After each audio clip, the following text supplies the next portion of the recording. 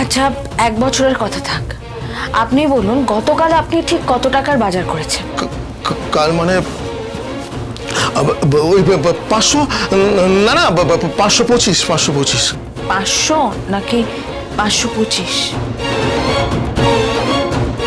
হ্যাঁ, ওই 525, 525।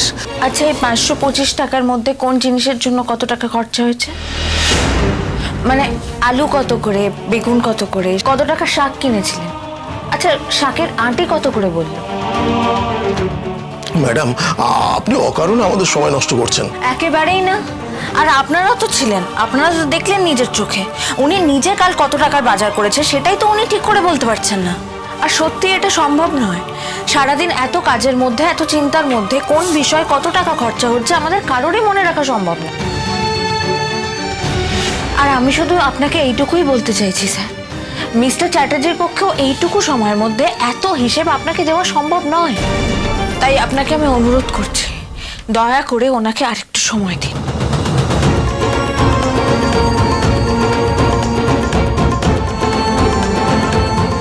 ঠিক আছে, আমরা মিস্টার চ্যাটার্জিকে 24 ঘন্টা সময় দিচ্ছি, ওর মধ্যে উনি আমাদের অ্যাকাউন্টস বুঝিয়ে দেবেন।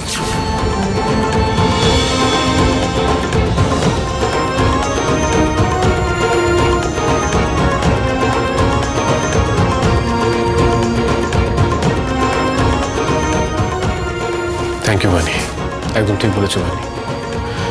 জীবনের পাঠ কোনো স্কুল কলেজে শেখা যায় না।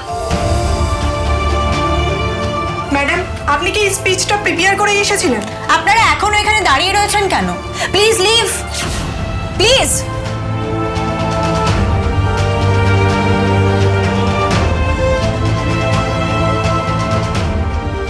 Aniruddha, it's been a tough day. নিশ্চয়ই কিছু খাওনি, লাঞ্চ করোনি তো? এসো আমার কেবিনে, এসো, একসাথে বসে লাঞ্চ করব আর অ্যাকাউন্টসের ফাইলগুলোও চেক করব। Come with me.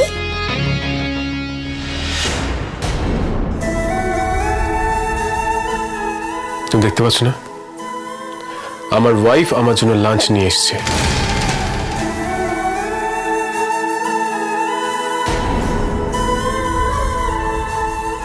আমি আজকে লাঞ্চ আমার ওয়াইফের সাথেই করব।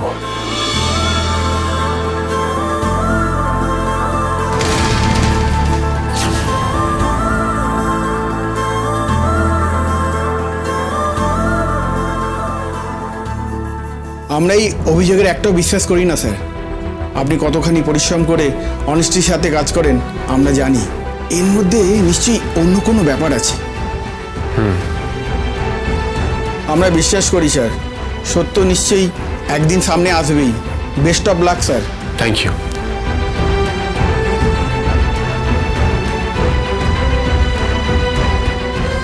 আপনি সময় মতো খাবারটা খেয়ে নেবেন, দেরি করবেন না কিন্তু।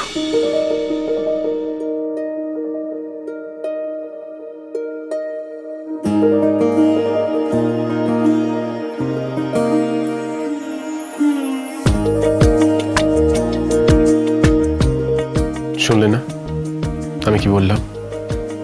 আজ আমরা একসঙ্গে লাঞ্চ করব। কিন্তু এসো।